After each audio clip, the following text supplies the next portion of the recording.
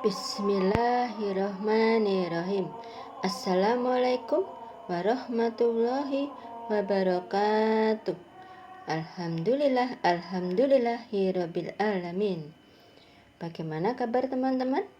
Semoga dilembutkan hati kita ya untuk menerima hal-hal yang baik supaya kita juga bisa memberikan hal-hal yang terbaik pula.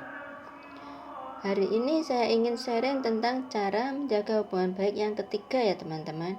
Maaf, baru bisa share untuk materi yang ketiga ya. Untuk lanjutannya yang kemarin yaitu yang kedua. Yang cara ketiga yaitu dengan cara sholat. Bisa sholat hajat atau sholat tobat sejumlah 2 rakaat. Pertama-tama kita membuat daftar nama ya teman-teman. Kelompok 1 yaitu daftar nama orang-orang yang pernah kita sakiti, siapapun itu, baik orang tua, mertua, saudara, tetangga, teman-teman. Sedangkan kelompok 2 yaitu daftar nama orang-orang yang pernah menyakiti kita. Sebelum melakukan sholat, kita persiapkan dulu pribadi kita ya teman-teman, supaya saat sholat kita benar-benar berserah diri. Karena Allah mengabulkan terlebih dulu doa dari orang-orang yang disampaikan yang dengan benar-benar berserah diri teman-teman. Berserah diri kepada Allah. Dan saat itu dia berada di titik yang paling rendah. Untuk persiapan kelompok 1. Karena kita akan menyampaikan permohonan maaf kepada orang lain, berarti kita harus menurunkan garis kebenaran. Kita harus yakin bahwa kebenaran hanya milik Allah teman-teman. Kita hanya manusia biasa, tempat salah dan dosa. Sedangkan untuk persiapan kelompok 2, untuk orang-orang yang pernah menyakiti kita, berusahalah untuk menerima dengan ikhlas ya teman-teman. Jika kita diperlakukan yang tidak kita sukai, bisa jadi waktu itu Allah sudah mengingatkan kita. Mungkin kita sebelumnya pernah melakukan kepada orang lain seperti itu. Kita langsung istighfar teman-teman. Istighfarnya ditujukan kepada diri kita sendiri ya. Kita jangan langsung menunjuk ke orang yang memperlakukan kita yang tidak kita sukai. Misal istighfar, astagfirullah, tapi dengan menunjuk orang tersebut. Cara tidak sadar kita menunjuk ke orang tersebut dengan 1 jari ya teman. Ternyata 4 jari mengarah ke kita teman-teman. Jadi kita menyalahkan orang lain dengan 1 jari, ternyata kita yang lebih banyak 4 jari. Nah, itu yang harus kita pahami. Berarti pada saat kita diperlakukan yang tidak kita sukai, langsung kita mohon ampun. Ya Allah, jika ini ada salahku dan ada dosaku, mohon ampunilah aku ya Allah. Terus kita doakan orang tersebut, ya Allah, berilah kemuliaan dan kebahagiaan kepada si A. Nah, gitu ya teman-teman. Jadi kita benar-benar merasa bahwa diri kita salah. Langsung kita mendoakan orang lain demi kemuliaan dan kebahagiaan mereka.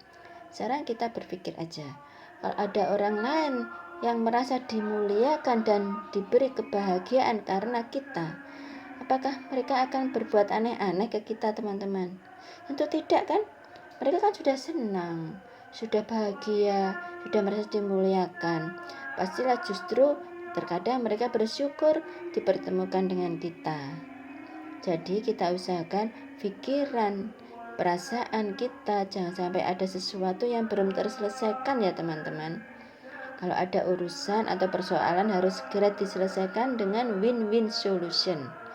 Artinya ditemukan kata sepakat, kedua belah pihak harus sama-sama diuntungkan. Sekarang melakukan sholat tobat. Sholat tobat kita niatkan mohon maaf kepada orang lain. Setelah buat daftar nama orang-orang yang pernah kita sakiti, pada saat kita sholat, kita niatkan intinya seperti ini ya teman-teman. Nanti kata-katanya terserah teman-teman untuk mengaturnya.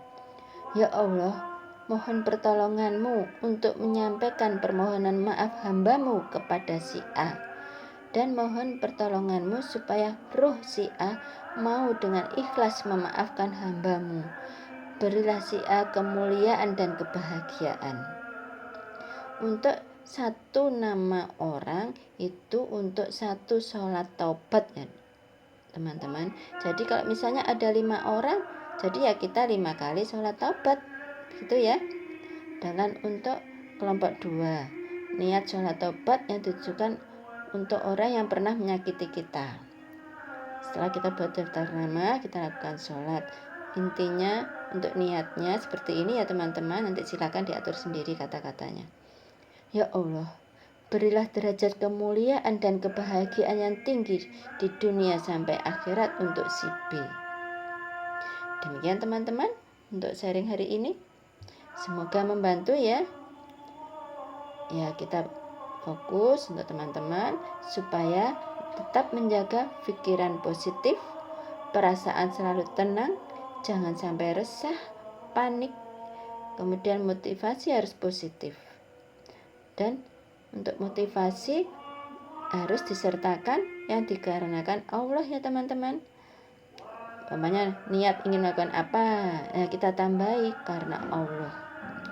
Bismillah, Allah akan memproses semua urusan atau persoalan kita sebaik-baiknya. Kita serahkan dan kembalikan semua persoalan kepada Allah sebagai pemilik persoalan tersebut. Semoga bermanfaat buat kita semua ya teman-teman. Mohon maaf jika ada yang kurang berkenan. Semoga teman-teman selalu mendapatkan limpahan kemuliaan dan kebahagiaan dari Allah Subhanahu wa Ta'ala. Wassalamualaikum warahmatullahi wabarakatuh.